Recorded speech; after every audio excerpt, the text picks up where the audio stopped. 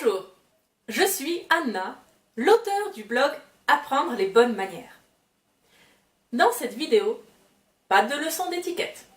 Aujourd'hui, je vous parle des coulisses de l'entreprise.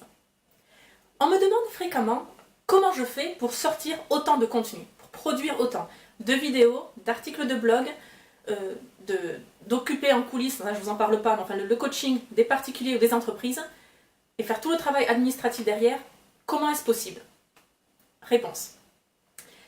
J'ai adapté à ma vie 3 règles de développement personnel et ces règles me permettent de gagner en productivité. Je les partage aujourd'hui avec vous. Certains d'entre vous doivent déjà les connaître, pour d'autres, tant mieux, j'espère que vous allez apprendre quelque chose.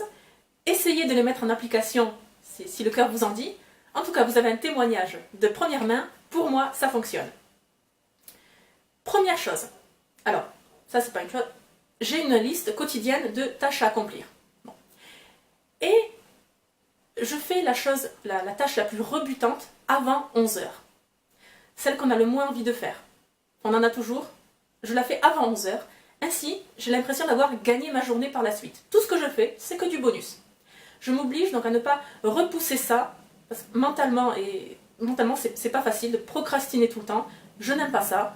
Donc avant 11h, c'est fait. Je ne me réserve pas une journée dans le mois pour faire toutes ces tâches rebutantes en une fois. Non, je n'y arriverai pas. Je préfère en faire une par jour avant 11h. Deuxième règle.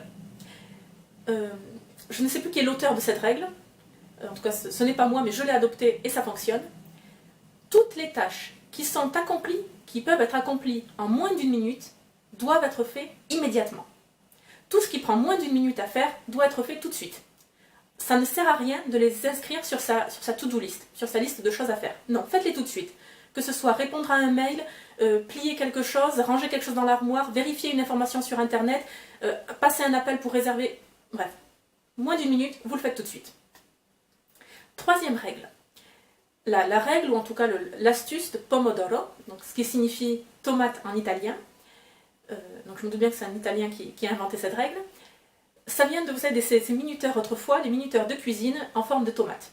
Donc, on programme le minuteur sur 25 minutes. Et pendant ces 25 minutes, on travaille intensément. On n'est pas dérangé par le portable, par les réseaux sociaux, par des choses par internet en général. Non.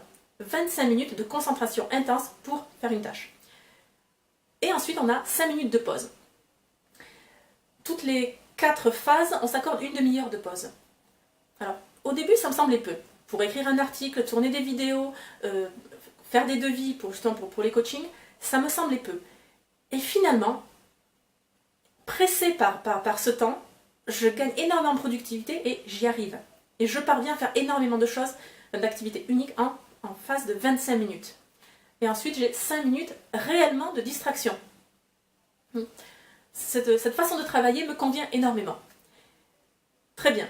Si vous avez d'autres questions sur ma façon de travailler, je vous en prie, posez-les, je serai ravie d'y répondre dans la mesure du possible. Et promis, on se retrouve pour une prochaine vidéo, cette fois-ci avec une vraie leçon d'étiquette. Je vous dis à très bientôt, et je termine par le traditionnel. La bienséance fait la différence.